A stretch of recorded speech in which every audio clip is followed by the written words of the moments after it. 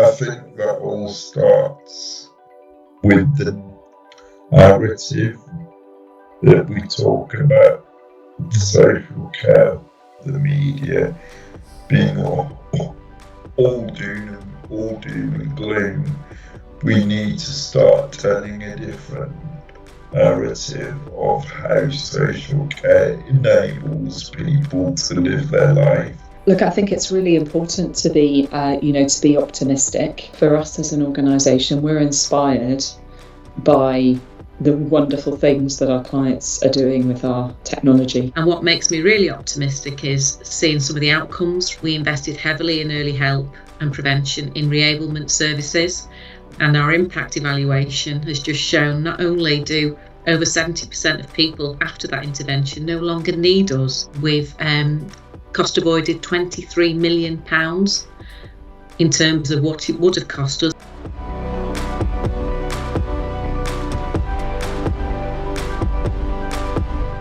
The budgeting problems aren't going away. So actually, we're now getting those green shoots of how can I do this? We can fix this. We can create an environment that works, and we can have a level playing field for service users within this current ecosystem. I have some hope because there are lots of places where we can use technology for better outcomes for people and improve their experience, but we do have to be brave. We're brave enough to use the technology and to recognise the advantages.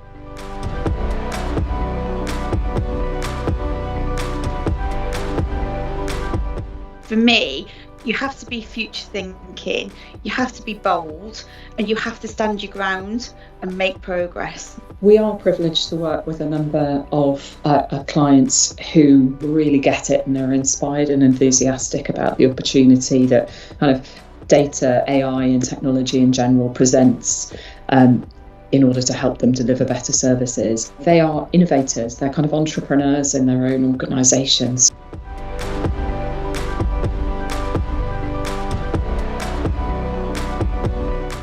I see a future where it's intuitively in people's lives and we can have that information and use it to keep people safe, but also reassure ourselves as the local authority with the statutory duty that we're doing the right thing. It's about people who are very, very complex, living in the community and keeping them safe and also the public safe. I think that's the journey we have to go on.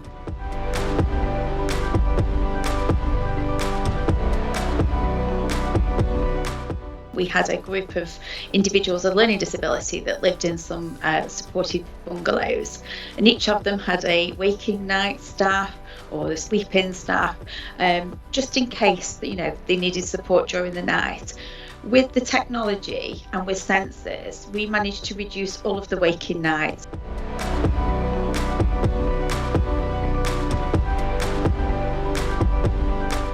I think social care will always be about people and relationships. That's what keeps it going. It's about enabling the relationship, not replacing.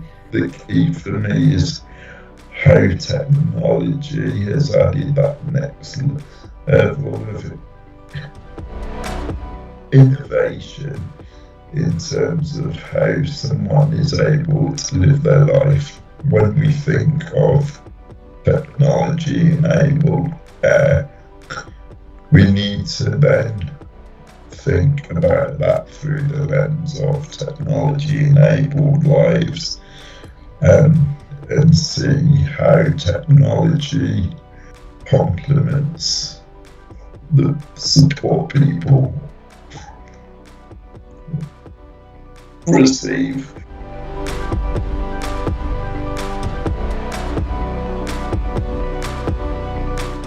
Why I feel we need to be optimistic.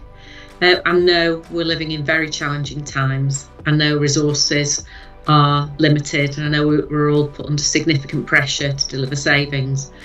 But I'm optimistic because I think we can do it in a way which supports people and deliver better outcomes and be more efficient. I'm more optimistic than ever about the future of adult social care. I think we're at an inflection point as a sector about embracing a digitally enabled new model of care, and I see that at three levels. I see it at the macro level, at the system level, and at the person's level.